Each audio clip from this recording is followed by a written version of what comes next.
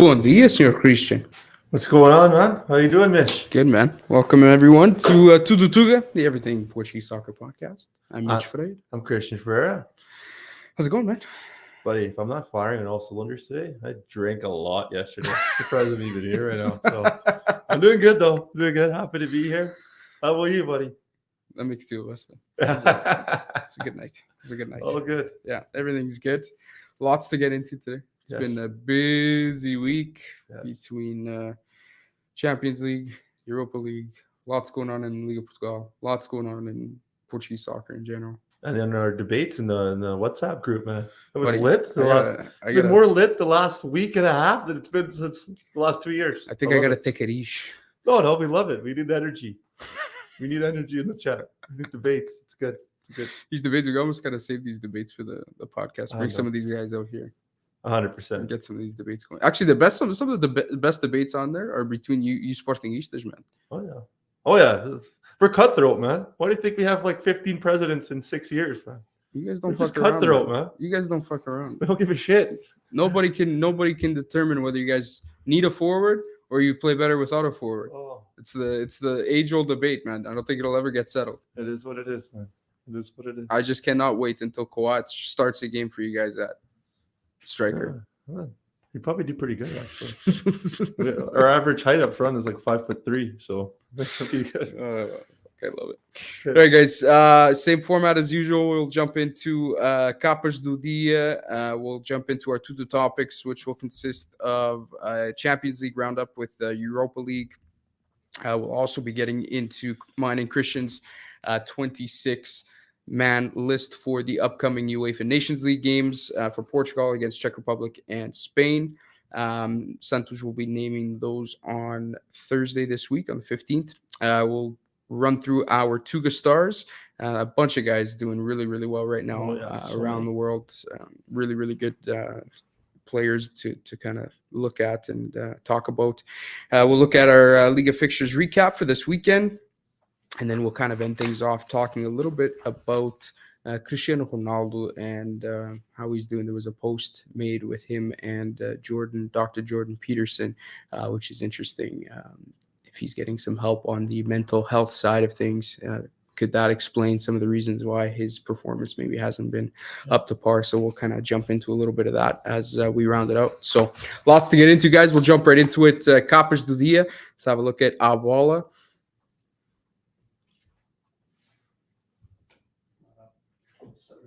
That's okay. Go down. Just go down. Go add overlay. And it's the one on the right, far right. No, the next one.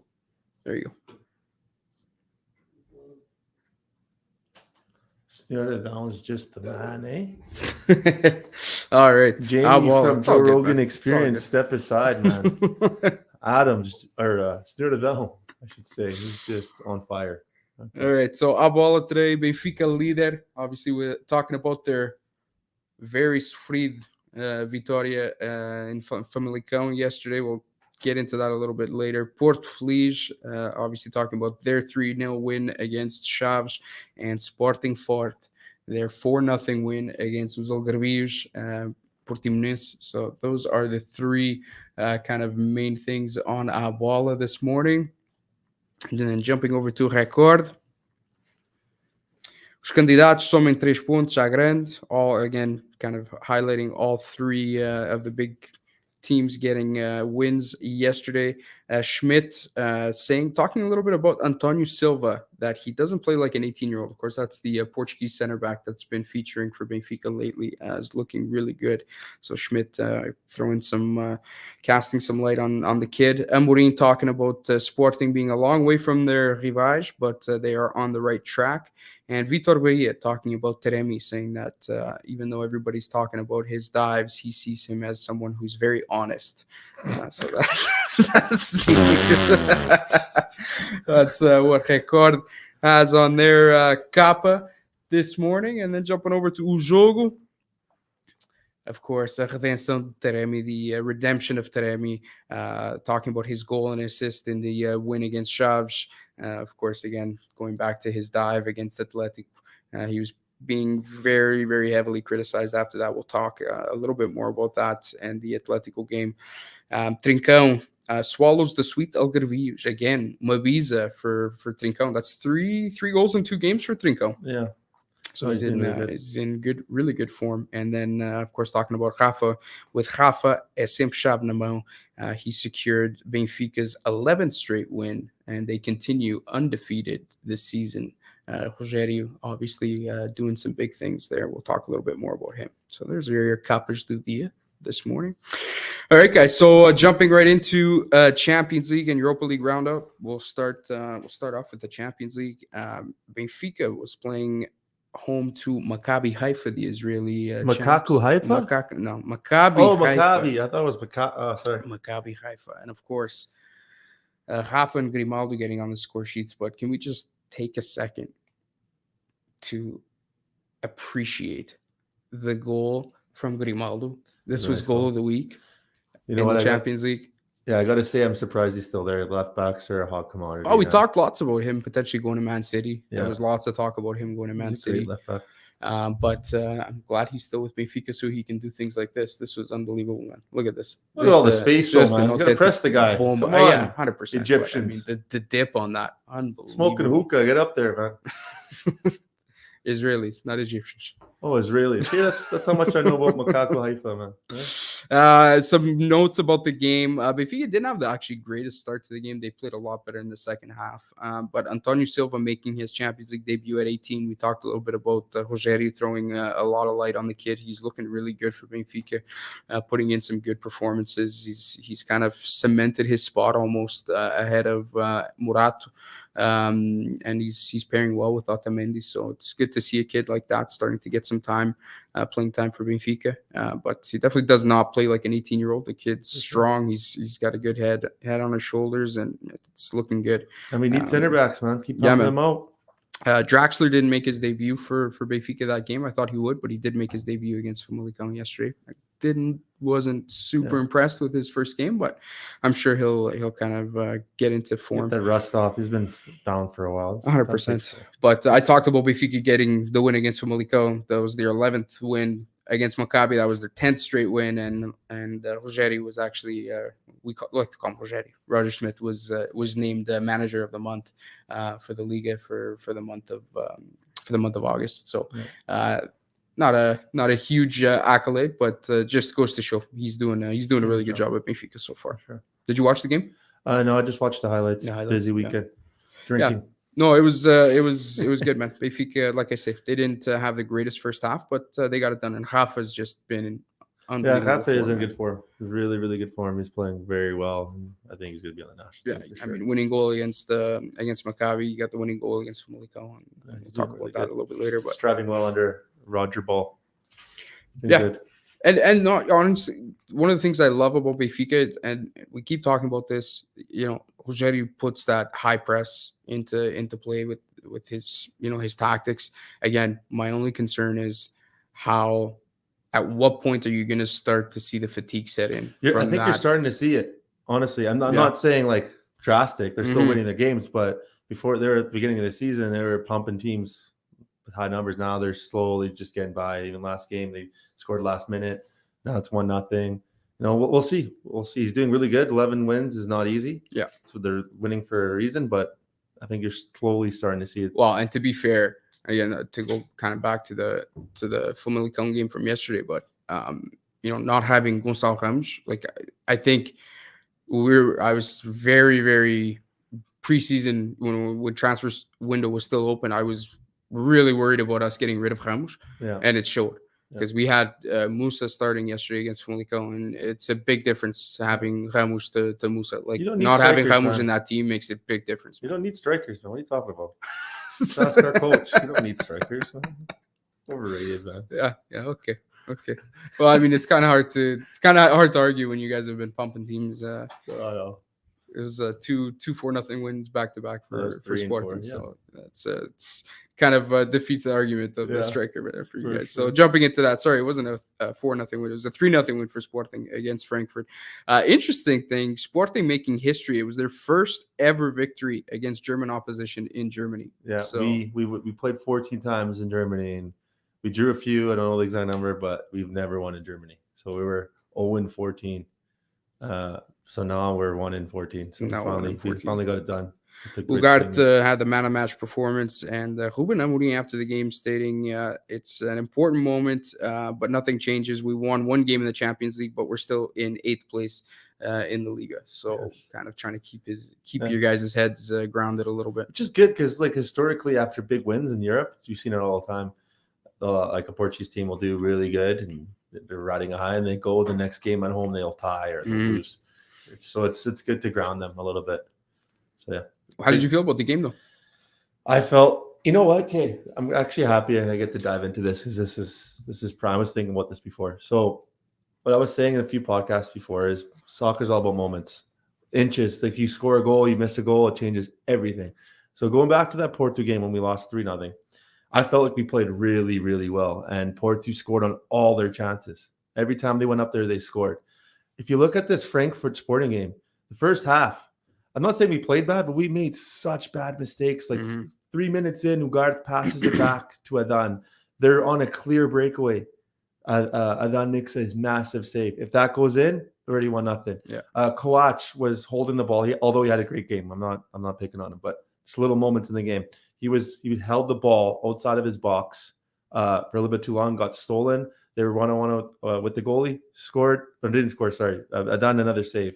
There's a couple other moments like that in the game. If those went in, we could have been down 3-0 at half, and we would have been having a completely different conversation. Yeah. No hate. This was an amazing game. I'm just giving you an example how sometimes score lines don't do it justice. Aren't indicative, So it's like, for example, I thought we had a great game against Porto. I know it's a few weeks ago, but we lost 3-0. This game, we made a lot of mistakes, but second half, we turned it up, and that second half is one of the best second halves I've seen from Sporting. That front three, especially on a team that attacks a lot, where we have a lot of space. If you have mobile forwards, we can create spaces and do nice through balls, and there's a lot of lines to pass the ball. This formation, the only thing I see wrong with Sporting, maybe I'm critiquing a little bit too much, is in certain moments there's going to be where you need a goal. Say it's the 80th minute, 79th minute. We need different ways to win games. If the mobile strikers isn't working, I would like to have somebody off the bench, like a striker, a prolific goal scorer, which all the other teams have. Like, or your center back Quach. He is good up front, but I think we need a little bit more. But other than that, but you have Paulinho on the bench, man. You spent 20 million on Paulinho. Yeah, but man. he's a striker, of course, but he's a different kind of striker. You play off of him. He's like a Firmino, and he's not. That's just why he gets hated on a lot. He's not that. You know what? To that point, Ruben Amorim did make a statement. I don't know if you heard this this week, that he said o estilo do jogo que o Ruben Amorim gosta de jogar prejudica o Paulinho. So basically, if you guys didn't understand that, the style, the tactic that Ruben Amorim plays doesn't favor Paulinho. Yeah. And it kind of hinders his ability to actually perform. He's trying to I think he's just trying to. I think he's trying to justify the 20 million he made Sporting. No, but the thing is with Paulinho though, he's in the right spot. He does great things. Yeah. He does great things. He's good at what he does. He's good to play off of. Yeah. It's just where he gets critiqued is he'll miss like sitters. He'll need like 4 or 5 chances to score. See if I know, I'm just playing devil's advocate here, but if I'm you, like if I'm a Sporting fan and I hear Ruben Amorim make a statement like that, I'm super pissed. Like, what do you mean your tactics prejudica o gajo? You're the one that wanted Paulinho there because of your tactics. So what do you mean? Like, I think why would you have why did Ruben Amorim, if his style of play doesn't suit Paulinho, doesn't play to his strengths, so why the hell did he force Sporting to splash that kind of cash on him? Yeah, I honestly just think he's just trying to save him, trying to get confidence. When the coach wants to get the best out of the player, maybe this is the way to protect him.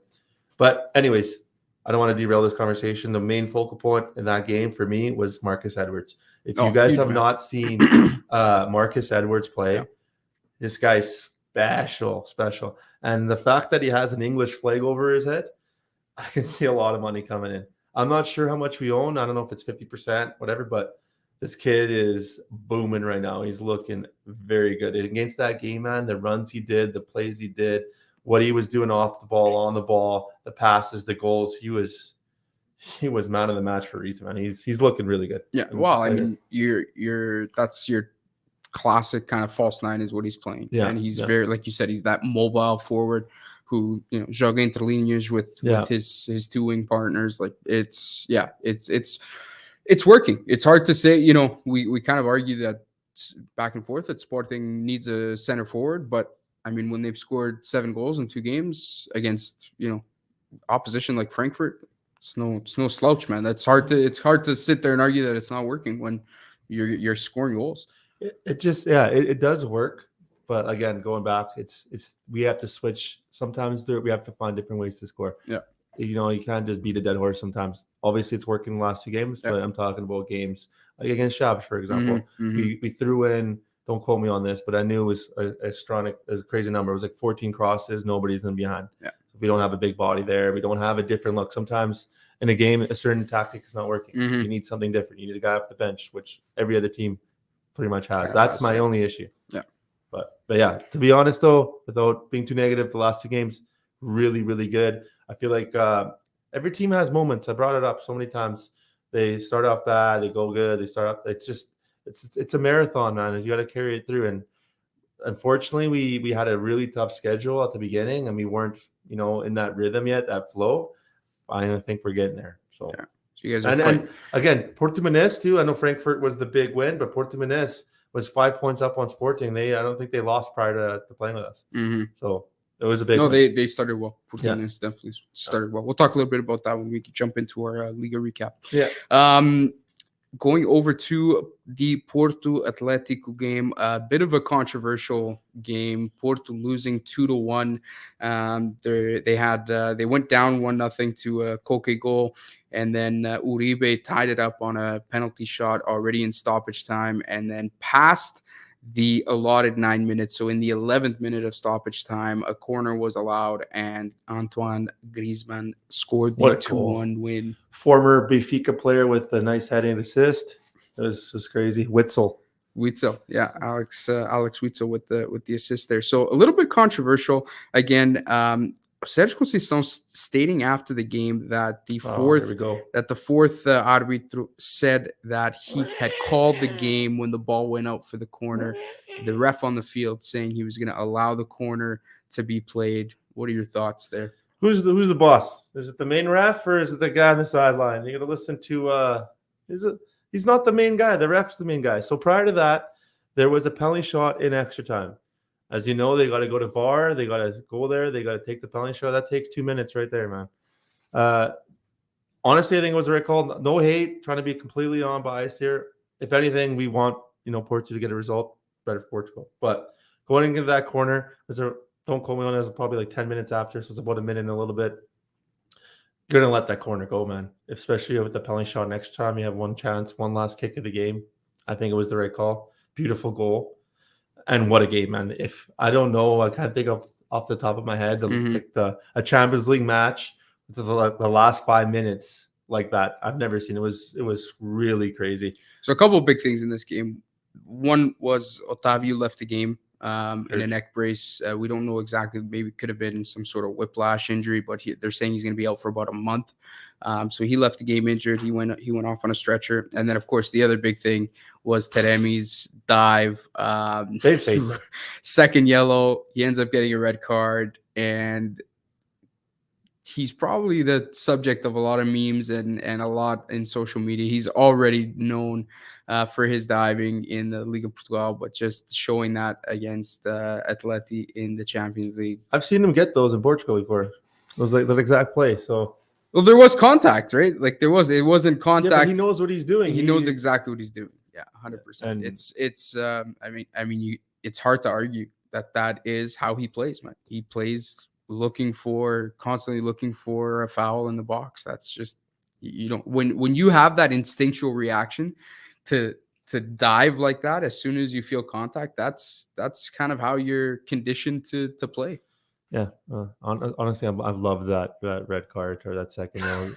No, it's not because it's like, I don't want to hate on them too much, but I want to get that out of the game. And it's for all teams. Sporting's been victim to that. Benfica's been victim to that. Like, that needs to end. And I like maybe sometimes it's a little bit harsh. Yeah.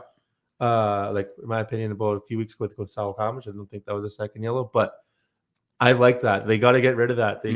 I want players to think about if you're on a yellow or anything you can, damage your team. Like, don't do that. It's a penalty shot.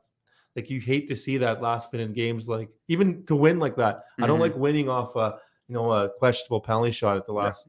Like, I want to get rid of that. It's not fair to the smaller teams. It's not fair to anybody. And it's a part of soccer, unfortunately, that it's a little bit of a gray area. Ports play actually really well, though. They did. I was very impressed. All three Portuguese I would say teams, they probably dominated Athletic. They had more scoring chances. They had more shots. Like, they actually played really well. All three Portuguese teams did very well in the Champions League. We have our league is getting stronger, man. Yeah, and of course we touched on a little bit about it last week, but the coefficient of points that works for our rankings, every win in the Champions League is big points for us. So it's good that at least Benfica and Sporting got and that was in Atletico. Porto was in Atletico. Yeah, it's not an easy stadium to. No, it's not. To do well in. No, they really, really played well. I was a little bit disappointed just to touch on this, but I was a little bit disappointed with João Felix, his play.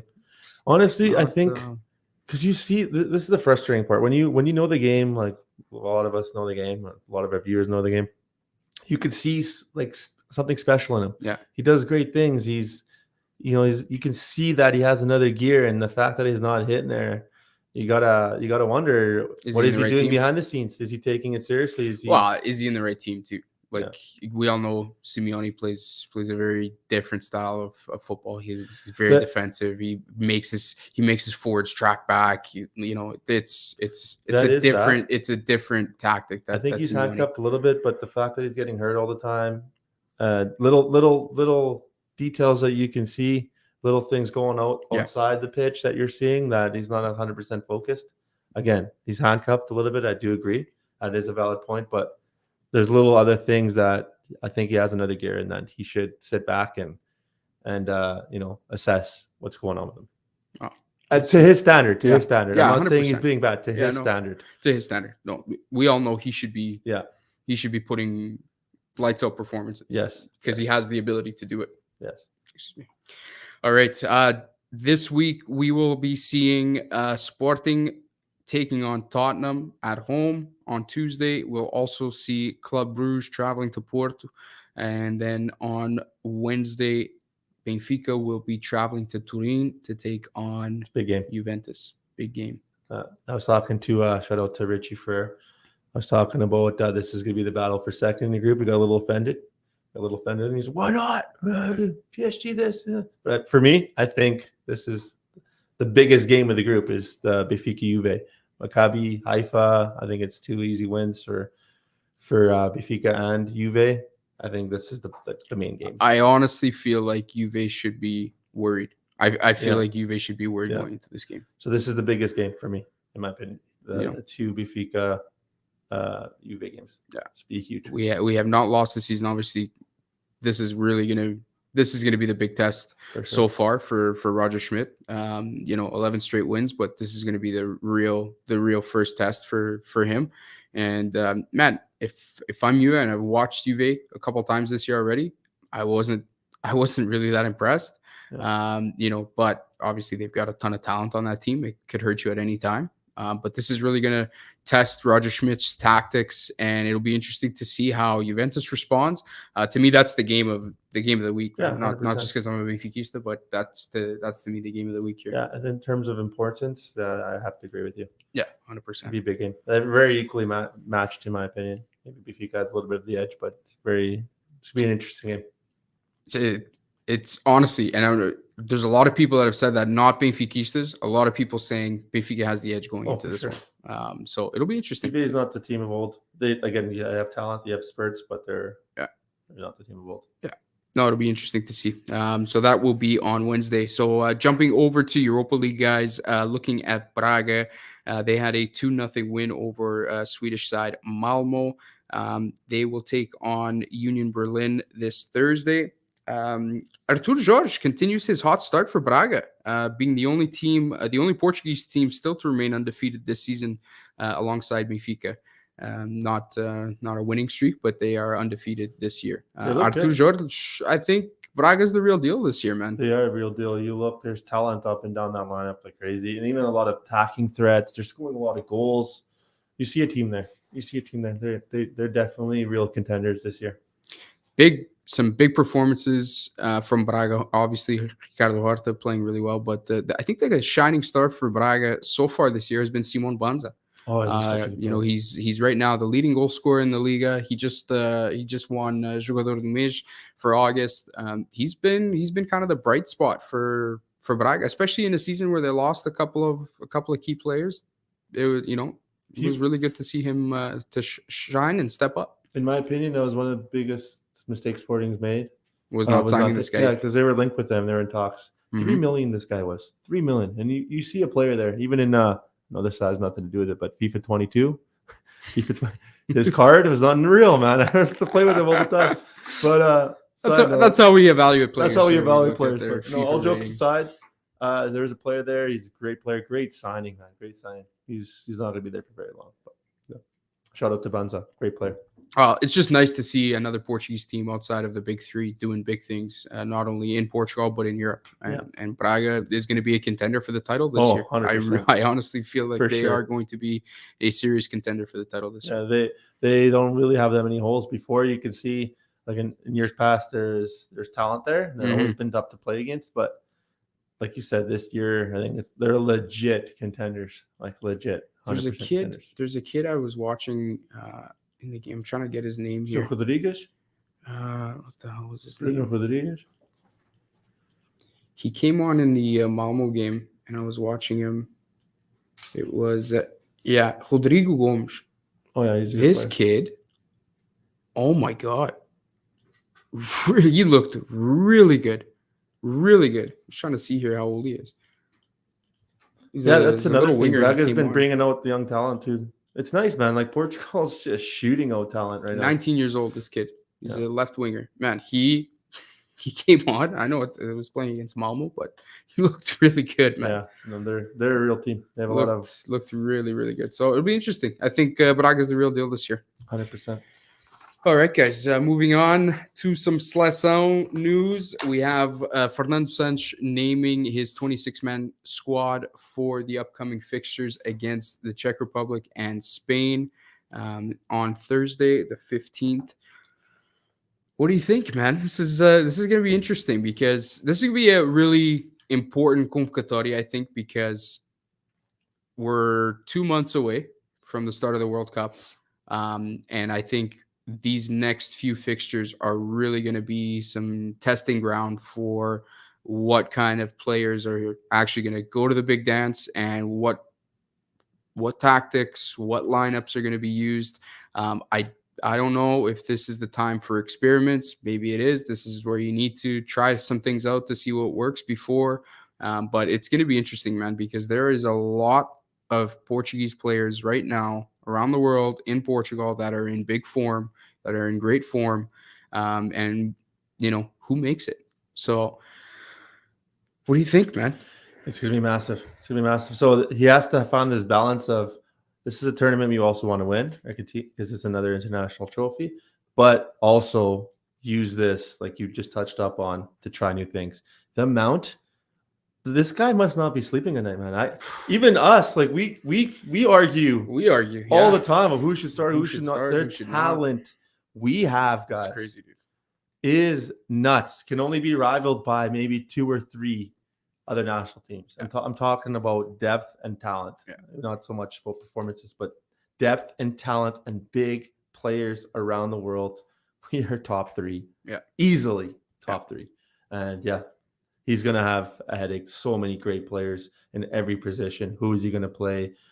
But one thing I will say, I do not want to see the Portugal of old, with these old bodies going in there like the Williams. Danilo, to be fair to him, he's been having great performances, but these old bodies, I think it's time to freshen things up and bring in guys like Vitinha, Carmo, Inácio, these young prospects. Definitely try them in, for sure. Danilo started at center back yesterday for PSG in their 1-0 win against Brest. Nice. It's a beautiful Fernando Santos was probably not breasts, but just breasts. Fernando Santos was probably having a field day, but he's seeing that. Oh yeah. I don't know, man. All right, man. So, who's your 26? I know you got him there. Let's hear it. Let's start with your keepers. Okay, where's my page 2 on your notes?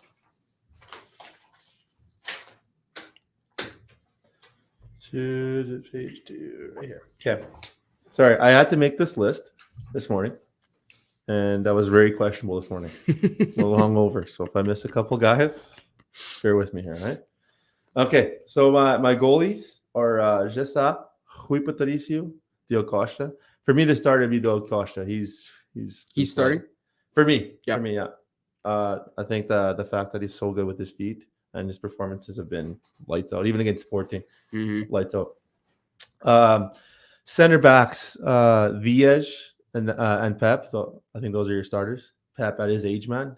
That guy is an anomaly. Dude, just to touch on that, I don't know if you saw this in the Athletic game, the Athletic Port game. In like the 93rd minute, there was a counterattack. This was after Port scored their tying goal. Sprint. You know what I'm talking about? This sprint. This fast, guy, man. At his age, out sprinting everybody on that team. He was making a run forward. I was like, is that Pep?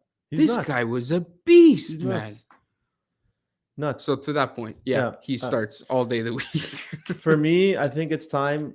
I mean, either Carmo or Inacio, I think they need to go up. Inacio, as of late, especially being a left-footed center back, that's very rare. I think it's time just even test the waters. I'm not saying starter. Those two are going to be hard to take out, Diaz and Pep, but bring them up, get them used to the team, start training with the team. Danilo is going to be there just because of you can slot him in the center, you can slot him in the back, and he's been having great performances, to be fair to him. My wing backs would be Cancelo, Dalot, Menge, Guerreiro. They're in top form right now. Guys like Menge, Guerreiro, Cancelo, Dalot, they're all top wing backs, so they need to be called up. The midfield, this is where we have so much talent. Neves, Mateus Nunes, Vitinha, Bruno Fernandes, which has been picking up as of late. I'm happy. Palhinha being really, really good with Fulham. I think he needs to play. Renato, Pedro Gonçalves, Bernardo Silva, definitely the midfields. Those are my midfields, and that's going to be really tricky to find that balance in the mid. Up front, a guy that you're going to see a lot of is, and my opinion of him, you guys all know, is Rafael Leão. He's your favorite player? No, but you know what? He's at a stage right now where he's playing unreal.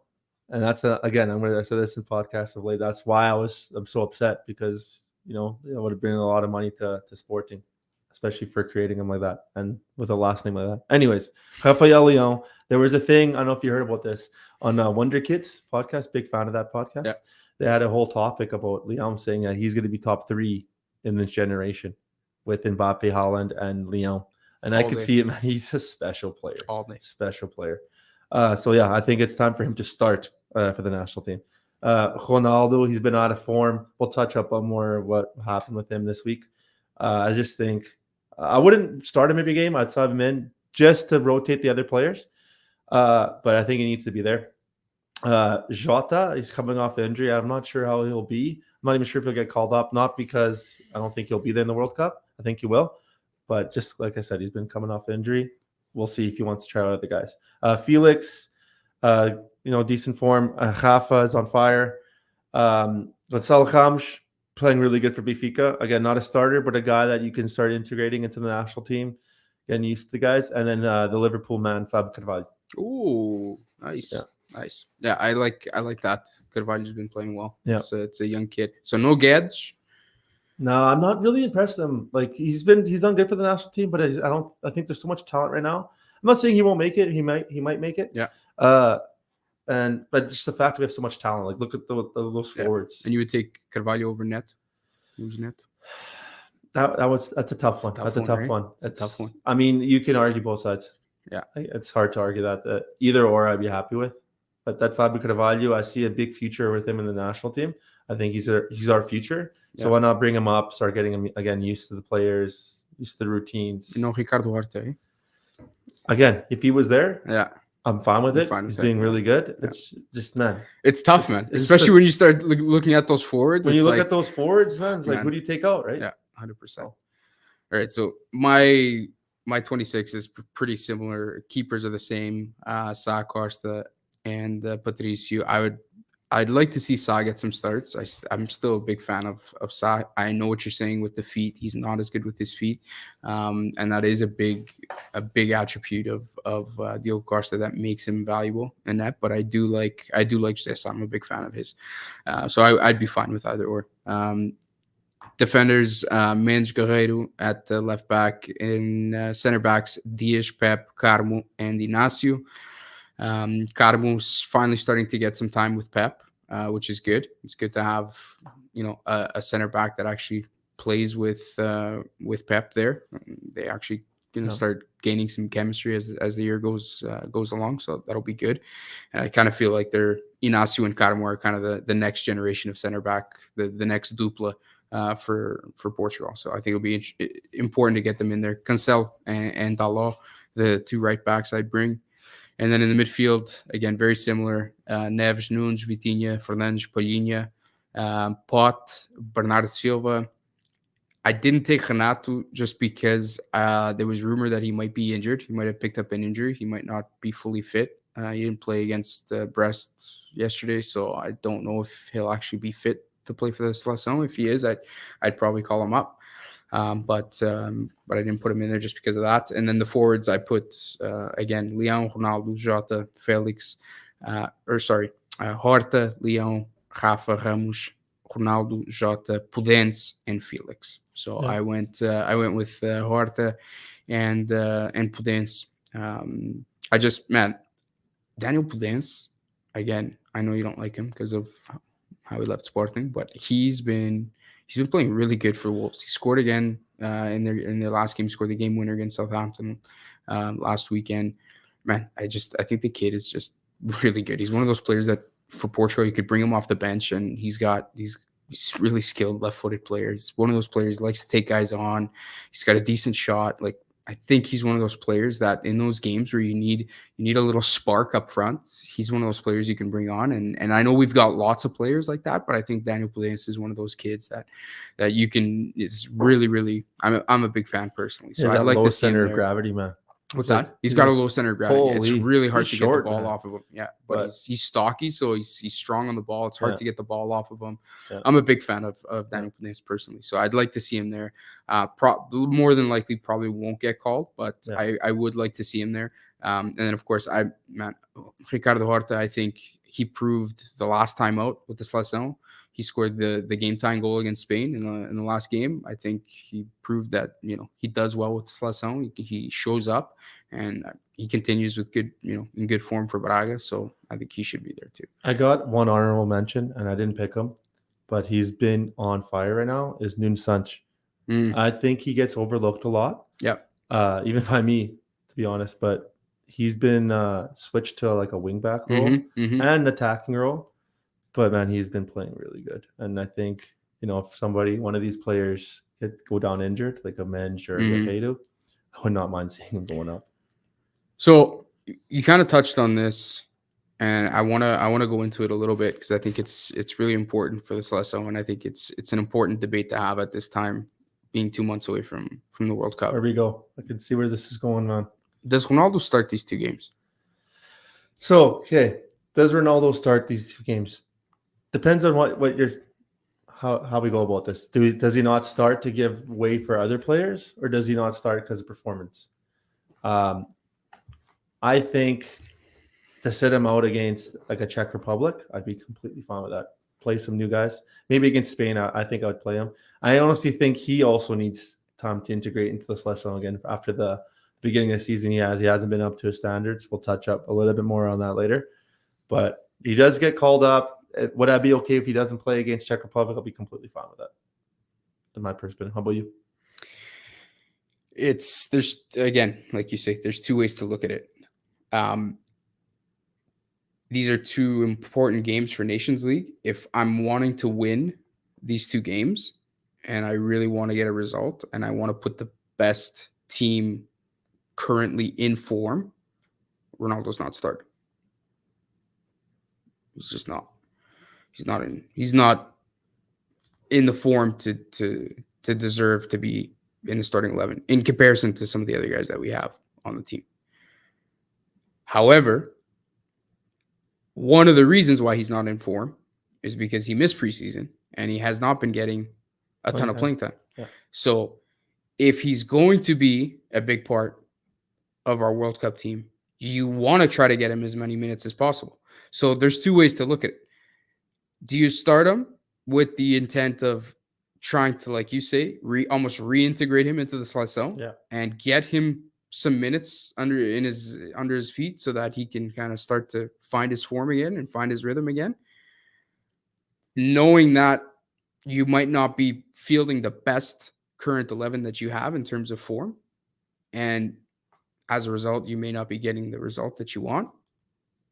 Or do you say, you know what, no, long-term vision here, we need to get Ronaldo fit and he needs to start feeling comfortable. He needs to get his confidence up, bag a couple of goals, be in a big game like, a game against Spain. Maybe that's something that he needs to get his confidence back up. My concern, man, is that, Ronnie really looks like age has finally kind of caught up to him. And I don't know if it's more age or if it's just more the fact that he missed preseason and he's not at his peak kind of physical fitness level. But you really noticed in the Man United game against Real Sociedad, you really noticed he's lost a few steps. Man. Could be both. Why not? Why can't it be both, right? Could be a little bit of age, could be a little bit of preseason. But, man, I still think he's got another gear. He's also not there all up top, too. He's got a lot of shit going on. Could be everything, man. So there's a lot of times in life, it's never just, you can't pinpoint it on one thing. It could be a lot of things. But we know what he can do. We know where he is in the big games. Maybe on a team like Portugal, could fit his style a bit more than Man United. Man United's playing more of a countering attack team. Maybe for a team like Portugal, where we have a lot of skill, so much skill, so many guys that could stride into the lineage, maybe that'll benefit him more. But I think we can agree. I think we can all agree that he's not at his best right now, for sure. Is he starting come World Cup? Yes, for sure. I think he is. He's the captain. He's a leader. He's done it before. He's a big game player. It's his last World Cup. That's going to be big for him. I think that's going to motivate him too a lot more. But if he goes on, doesn't make those performances, if he does look like he's looked at the beginning of the season. If World Cup is starting next week, is he starting? Yes. I don't think he's. Yes. Okay. I think with the way you're throwing that conversation is it performance. So imagine these next two games against Czech Republic and Spain were World Cup games. These are the first two games of the World Cup. Is he starting? Not based on performance, but based on his presence, his leadership. He's been the captain. How he's clutch. There's so many avenues where sometimes you don't just want to base it on the last 3 or 4 games. There's a little bit more that can go on behind that. So yeah, I would start him. If it was now Nations League, I would be okay with not starting him. But if it's World Cup game 1, I think your historical best players got to be your best players. Your leaders got to be your leaders. I would play him. But that being said, going into the game, if by halftime that he's being a hinder to the team, yes, I would sub him off. Jen, I completely disagree. I'm completely the opposite. I'm saying if it's Nations League, start him, because getting the results in a Nations League I personally don't think putting Ronaldo. I guess it comes down to the fact that I don't think putting Ronaldo right now in the starting 11 for Portugal is gonna give you your best result with his form right now. But you also got to remember, this is like on paper, this is what you're talking about, and it makes sense right now. But there's a lot of different variables behind the scenes, like handling of personalities, handling emotions, handling their locker room, handling like people's personalities, like making these big decisions. Maybe Ronaldo wouldn't like that, or it would cause some issues in the park. Maybe not just Ronaldo, and I'm just pinpointing him, but maybe that will cause some issues in the locker room. You know what I mean? You want that locker room to be united. You want that locker room to be that togetherness. You want it to be there. So you also got to handle personalities too. So these big decisions. You think if he didn't start, it would cause issues in the dressing room? I think you know how it is, man. Like it causes issues. You know what I mean? He's the captain. He's done it over and over again. I think. Isn't that a problem? Don't you think that's a problem? I don't think it's a problem because he's Ronaldo. He's done it. He was our top goal scorer last year. He's the leading goal scorer ever. That's what I'm saying. I think it's a better approach to start him, and then if he doesn't do good, sub him off. Mm-hmm. Like in the second half. That's how I see it. If you don't see it that way, that's fine, but that's how I see it. Why not start him? Everybody happy? And again, it's Ronaldo. It's not like I don't disagree with starting him in the Nations League games. I'm saying in the World Cup, if we get to the World Cup and his form is looking very similar to what it looks like today, I'm not starting him. Yeah. See, I would, because it's his last World Cup. It's Cristiano Ronaldo. He's the captain. He's the leader. He's done it time and time again. I would start him. I would. 100% I would start him. But again, I don't want to beat a dead horse. But if he was that guy again, I would have. You have to have the balls to sub him off. That's how I would handle it. It'll be interesting to see next week. We will review, and then we can pick starting 11s for the Czech Republic and the Spain game. All right, guys. Switching gears into the TUGA stars. We just finished talking a lot about him. The first TUGA star we're going to mention, Rafael Leão. Christian just finished saying that there's people out there saying he could be one of the top 3 players of this generation. Did you see the game against Inter? Buddy. Man, and you got to remember, I don't outside of what he does on the field, I don't really like this guy, but I'm a kind of guy that I give credit where credit's due. He was special, man. He's fast. Assists. He's like weirdly fast. He doesn't look fast, but like he has these big strides, his skill, his positional awareness.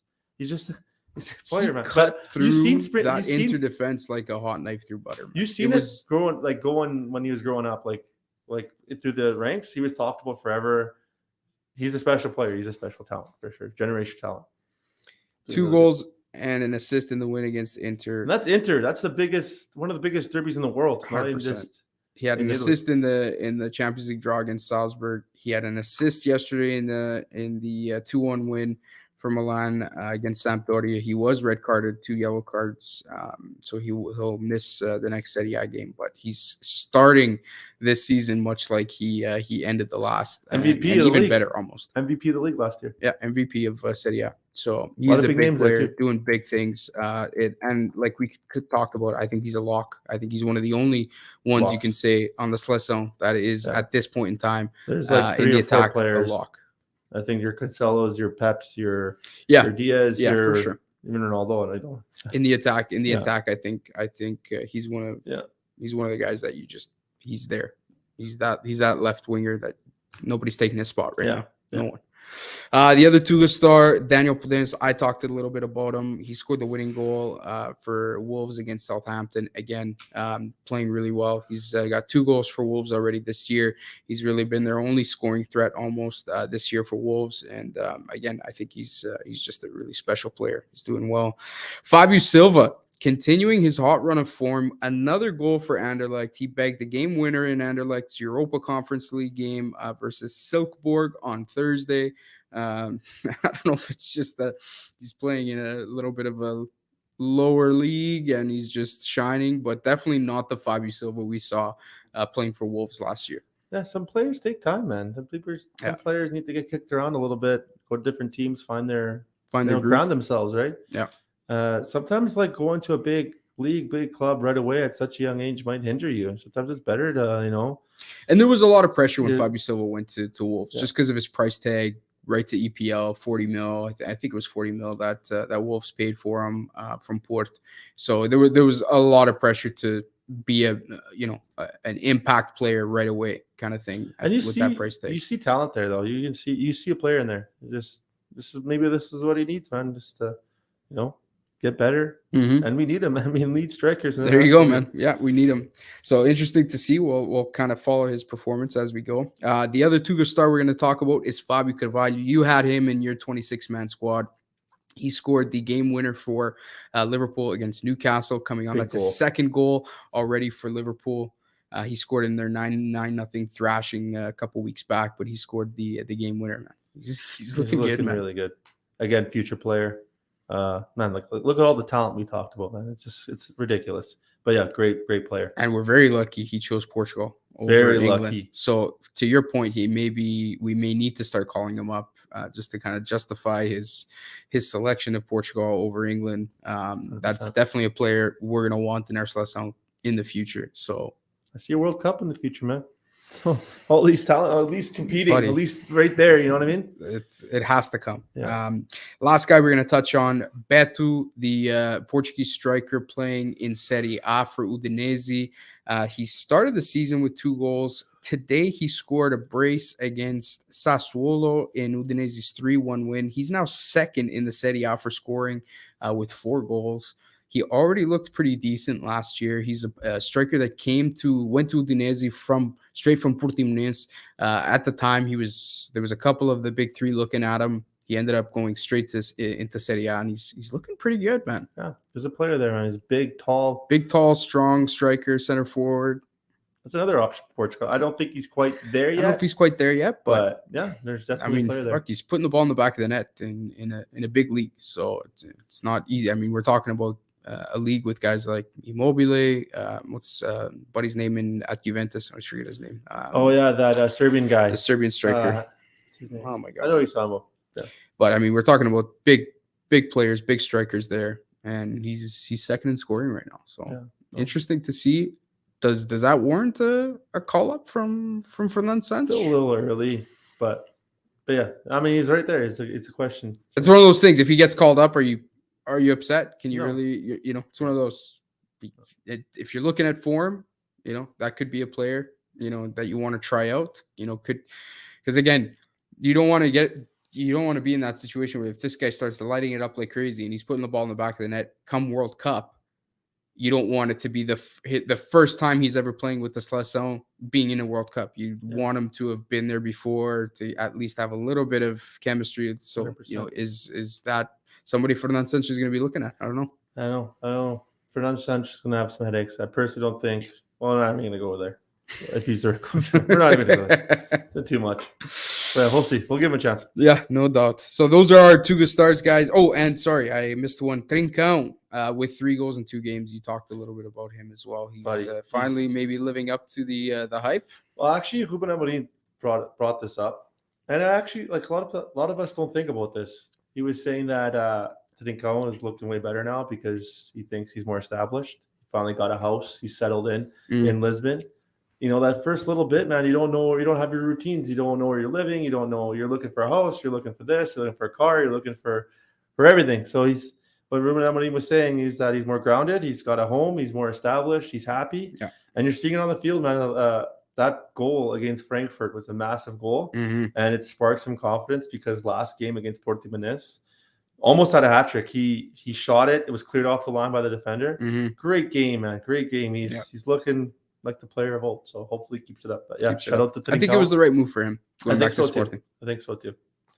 A coach that trusts him, he knows him really well. To get back to the player that we all know he can be. Yeah, special player. Good. All right, guys, jumping into Liga Portugal fixtures for this weekend. Obviously, we're at Sunday, so all 3 big teams have played their games already. So we'll kind of recap. The Liga started on Friday. Vitória de Guimarães getting a 1-0 win over Santa Clara to start match day 6.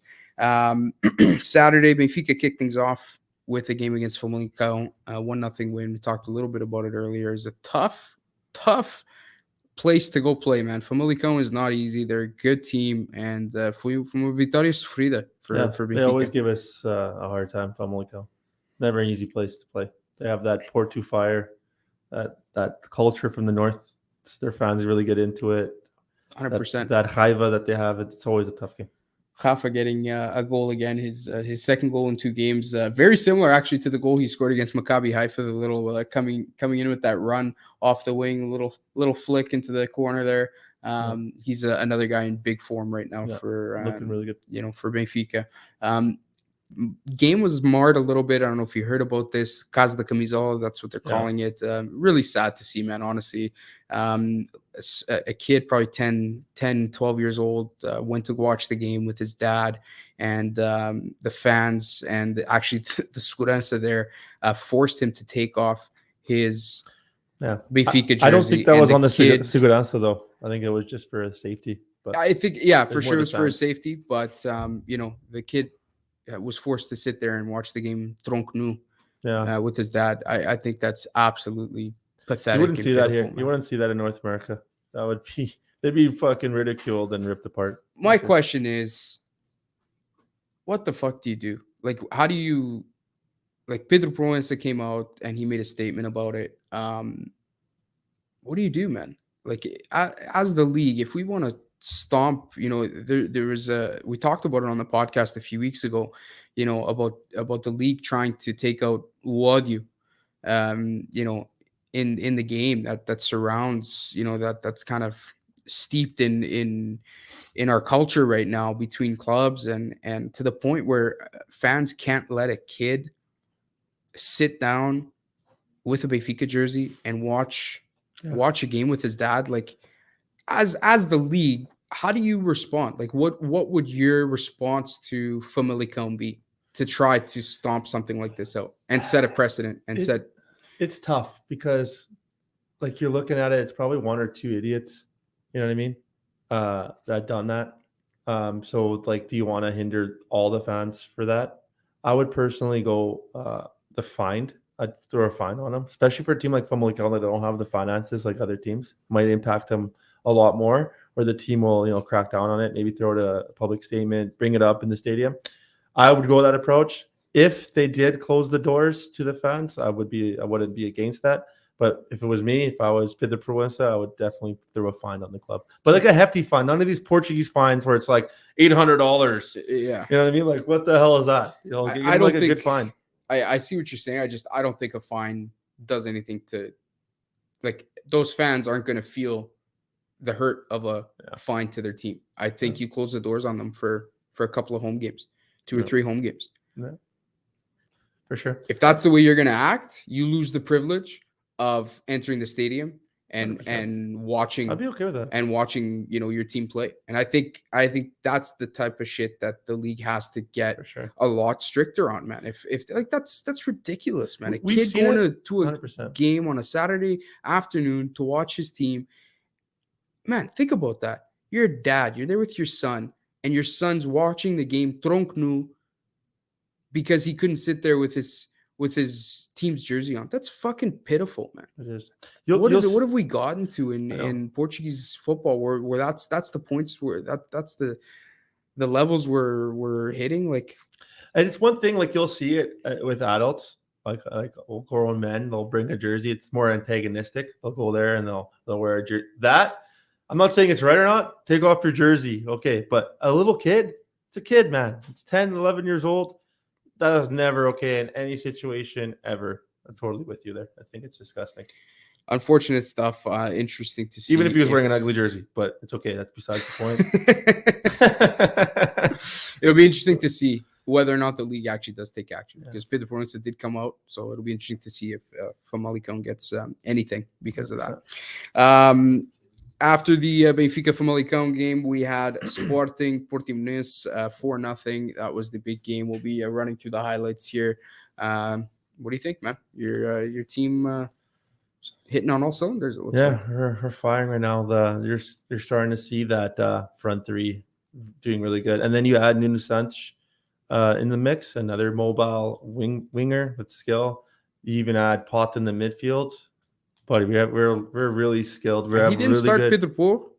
What was that? He didn't start Pedro Porro, which no, he didn't. He wanted to rest him. He wanted to rest him for the Champions League. To be fair to Isgaio, you know me, I criticized him big time, and I still don't think he has quality for Sporting. But this was one of his best games I've ever seen him in the Sporting. Fair to him, fair play to him. Big game. But yeah, that being said, we're looking really good again. I think we found our stride. That Frankfurt game gave us a lot of confidence. You're seeing a lot of things, but I wanted to touch up on one moment that I've seen. I don't know if you can pull this up, though, but there was when we lost 2-0 to Chaves. We don't have the first picture here, but there was a boy crying towards the end of the game. Just a little young kid. He must have been like 7 or 8 years old. He was crying, and then it went through all of social media. And shout out to Pedro Porro. and other Sporting players that they were kicking the ball around with him in the pregame, and he was laughing and having a great time. So that was a great moment. He was pretty much saying here that last week he was crying, this week he's laughing with the team. So great moment. I would be awesome if Benfica did something like that with the kid from the Famalicão game. That would be great. But yeah, go back to Sporting. Also, big game on Tuesday. I think these two big results came at the right time because we're Tottenham. I know historically there's all these jokes about having an empty trophy cabinet, but I think Conte is doing a really, really, really good job with them. Yeah. They're a team, man. They're a contender to win the Premier League. They look really poised. They look really polished. Mm-hmm. It's going to be a very tough game. A tough game for sure. So it's coming at the right time. These two big performances. Big game on Tuesday. But yeah, shout out to Sporting. They're looking like the Sporting of old. All right, and then Porto took on Chaves, 3-0 win. But before the game, a really beautiful moment. Again, 80-year-old man whose dream was to meet Sergio Conceição. I'm not sure why. Weird dreams. Be 80 years old and have that kind of dream. But it was a beautiful moment. The Porto fans and players honoring this fan, and you see that nice abraço there with Sérgio Conceição. Very nice to see moments like this in Portuguese football. Beautiful. So, and of course they then went on to give Chaves a little bit of a shellacking, 3-0. Chaves, the same team that beat Sporting.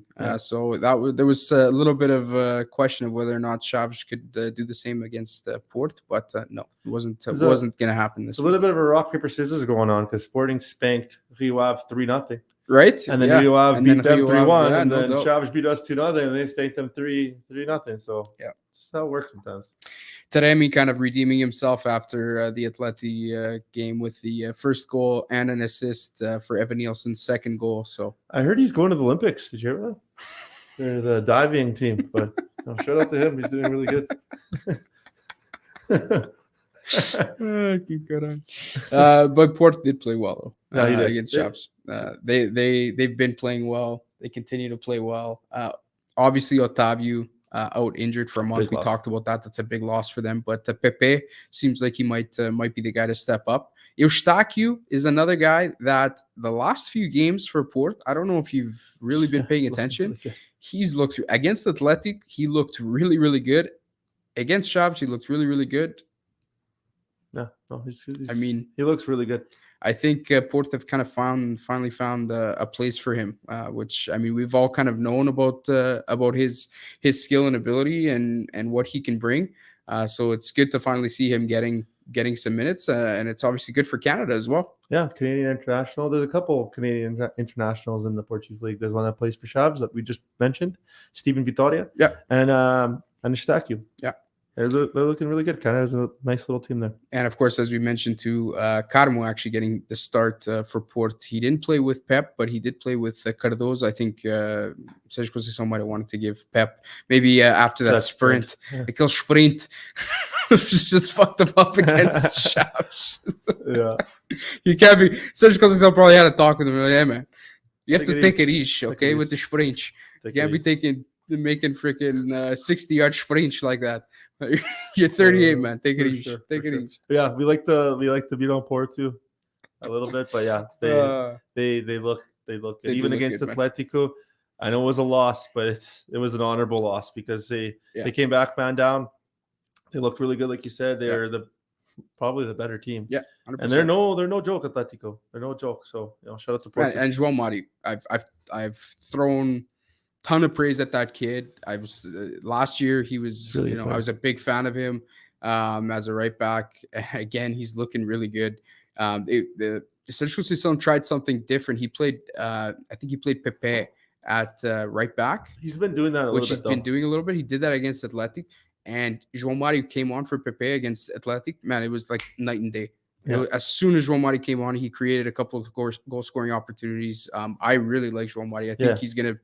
There might be a shout here in the next couple of years. He may be challenging Dalot and Cancelo for a spot in the Seleção for right back. He is a big player. What is it with Portugal and right backs. Yeah, it's like right backs. Aos pontapés. Whatever they're doing for right backs and midfielders, they need to do the same for strikers, man. Do it for strikers. I don't know what the hell. Like they go like when they play for these minor league teams in Portugal. Everybody wants to be wingers and midfielders, man. No doubt. Shit together, man. All right, and rounding it out today, Casa Pia coming back and beating Paços Ferreira 3-2. Casa Pia now sits in 5th place, just ahead of Sporting. Man. Yeah. Ruben Amon's former team. That's where he started his career. That is exactly where he started. So no joke. Roca taking on Boa Vista today. Marítimo Gil Vicente. And then the last game of this Sunday will be Rio Ave Braga. That'll be a good game. And then tomorrow, the last game of match day 6 will be Vizela against Estoril. So that will be the roundout. So quick question. Yeah. So just for shits and giggles, what do you think Benfica's going to do against Juve? It's going to be win, tie. Is it at home? No, we're going to Turin. Okay. What's your prediction? 1-0 Benfica. Benfica wins at Turin. Benfica wins at Turin. I think if you guys leave there with a draw, it's a huge result. If they do draw, it's not a bad result. I think it's gonna be a draw. I do think we have what it takes to get a win against Juve right now. I think the team's they're confident. I think we're in that thing where we still have a lot of energy. I think we're firing on all cylinders. Everybody's confident. I think we have what it takes to get a result in Turin. That might be a little bit bold, but I'm confident. How about Sporting Tottenham? Sporting Tottenham, I think Tottenham will get the result. Okay. I think Sporting anything can happen right now. Anything can happen with the way they're playing. They could surprise. Honestly, I didn't think they were going to get a 3-0 win against Frankfurt. Nobody did. I didn't think that was going to happen. So, I mean, at the end of the day, man, anything can happen. I think on paper, Tottenham's obviously the better team. It'll be interesting to see. I think it'll be a really good game because both teams play very similar styles, and I think it'll be a really good matchup. 100%. But I think it'll be 2 draws. Who's Porto playing? Do you know? Club Brugge. Yeah, I think Porto wins. I think Sporting ties and Benfica ties. That's my prediction. There you go. How about you? You think Porto's going to win? Porto will win for sure. I think against Club Brugge. Club Brugge. Yeah. It maybe a draw for Sporting against Tottenham wouldn't be out there, but for sure. Okay. All right, guys, we're gonna finish off. We're gonna finish off with a post that came out yesterday from Dr. Joran B. Peterson, kind of shocking, sending a little bit of shockwaves through social media with our Rei Cristiano Ronaldo. Obviously, Dr. Joran B. Peterson is a very famous psychologist. What are the thoughts around this? We're thinking that Ronaldo may have wanted to see him for potentially some medical reasons around mental health. So in his post, one of the posts I've seen, so I think it was on the story. Don't quote me on that, but he was talking about how he had a rough 2022. Jordan Peterson. He obviously didn't go in detail. It's his client, but he was pretty much talking about how 2022 was very hard for him. How he lost a child, and obviously we know what all the other things going on behind the scenes. When somebody experiences trauma, it can affect people different ways. I'm not saying that's what it is. It's completely different, but I mean, it affected him enough to go see one of the top psychologists, in my opinion, in the world. Very famous, very great guy. So yeah, shout out to Ronaldo for even just going out and getting help. Getting the help, man. Mental health is something that it's not a lot of talked about. Yeah, especially with males. Yeah. So and with sports psychology is huge, man.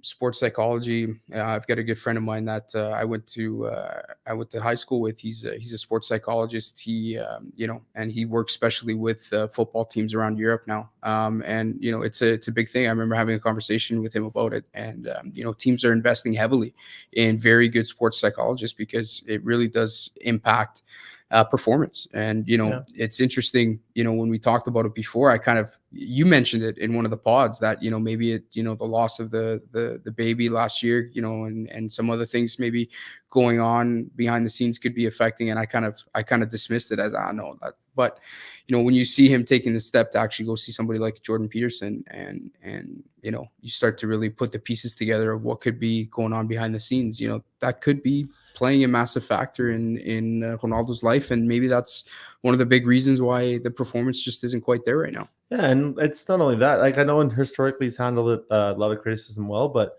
if you have the loss of your child and all these things going on behind the scenes, and then you're all over the media saying how bad of a guy you are and how you're doing this and that, like everything together. I mean, it's it a lot, affected man. him It enough. takes a toll. He had the instance with the kid the autistic kid that he smashed the phone out of his hand, and there was a big thing around that. Like, it's been a lot of stuff in his life that, you know, the rape allegations were only, you know, kind of settled a couple of years ago. Yeah. You know, it's a lot of stuff that, you know, can weigh pretty heavily on a guy and your family. You know, it's tough. So, you know, sometimes we sit back and, you know, we envy these guys or we idolize them, you know, that they've got these amazing, perfect lives. But, you know, I'll tell you right now, I wouldn't trade my life for Ronaldo's, man. Yeah. It's you know, easy. to be in the spotlight day in and day out, and to have your little notebook where you're writing down every story that comes out, that's, you know, there's something going on there, man. Yeah, Man, I'm joking about it, but it's serious. Like, if that's legit, if he's got a fucking notebook where he's writing down every story, he said it. Like, that's not normal, man. You should be able to kind of block that shit out. Like, if it's to the point where you're that obsessed with what's being said about you in the media, like, there might be some serious mental health there that he needs to get help on. But shout out to him. We've been a little hard on him the last few weeks.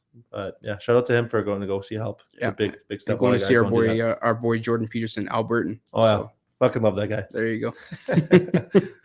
All right, guys, that runs out to the TUGA for this week. Thanks for joining us, and you know, big week coming up, and looking forward to recapping everything that happens this week. Another big Champions League week coming up, so it'll be good to see. Really excited. And World Cup in a couple months, man. It's going to be an amazing year for soccer. So next week we'll be talking about, obviously, Champions League results. We'll also be going through the 26-man roster announced by Fernando Santos and recapping Liga again. So awesome. Thanks for tuning in, guys. Like and subscribe, guys. And we'll see you next week. All love. See you guys. Ciao. Força.